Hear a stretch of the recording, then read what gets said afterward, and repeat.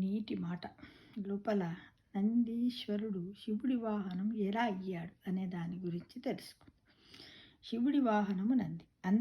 అందరికీ శివుడి గురించి, పార్వతి గురించి, వారి పుత్రుడైన వినాయకుడు, కుమారస్వామి గురించి తెలుసు. కానీ శివుడి వాహనమైన నంది గురించి కథ తెలుసుకోవలసిందే మనందరికీ. పూర్వకాలంలో సారంకాయనుడు అని ఒక మహర్షి ఉండేవాడు. అతని కుమారుడు శిలాదుడు. శిలాదుడికి సంతానం లేదు. సంతానం కోసం అతను చెయ్యని వ్రతము లేదు, చెయ్యని పూజ లేదు, స్నానము చెయ్యని తీర్థము లేదు. అయినా ప్రయోజనం కలగలేదు. చివరకు శిలాదుడు హిమాలయ పర్వతాలకు వెళ్ళి ఘోరమైన తపస్సు చేయటం మొదలుపెట్టాడు.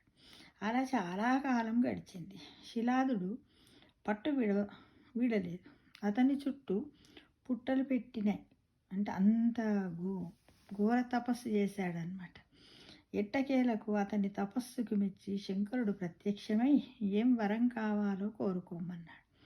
అప్పుడు శిలాదుడు శంకరుడికి నమస్కరించి, ఓ దేవదేవా, ఆశ్రితవత్సల, అనాథ రక్షక, నాకు సంతానము లేదు.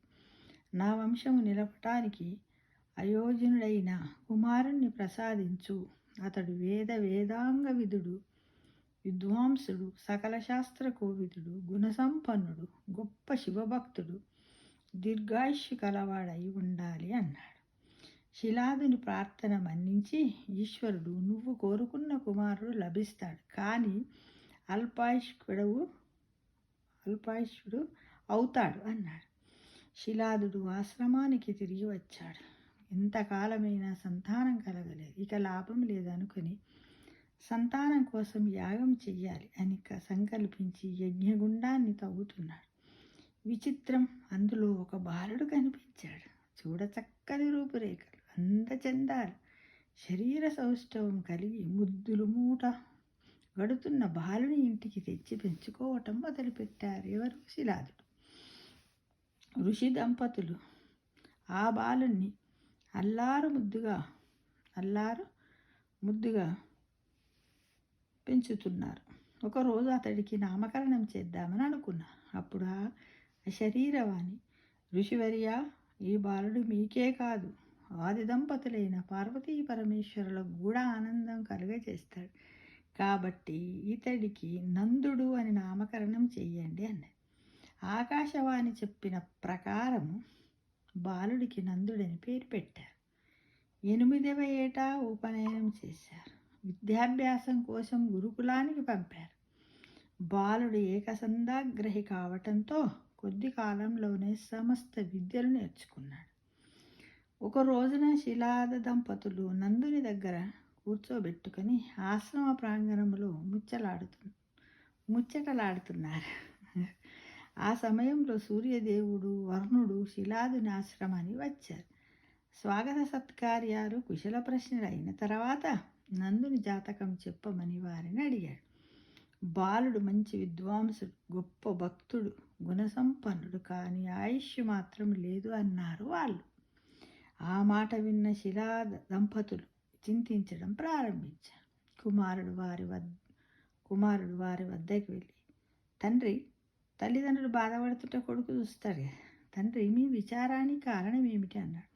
అప్పుడు నందుడు తల్లిదండ్రులతో, ఆర్య, అష్టైశ్వర్యములు, నవనిధులు, సమస్త విద్యలు ఉన్నప్పటికీ శివుని అనుగ్రహం దొరకదు. కానీ శివుని అనుగ్రహం ఉంటవన్నీ వస్తాయి.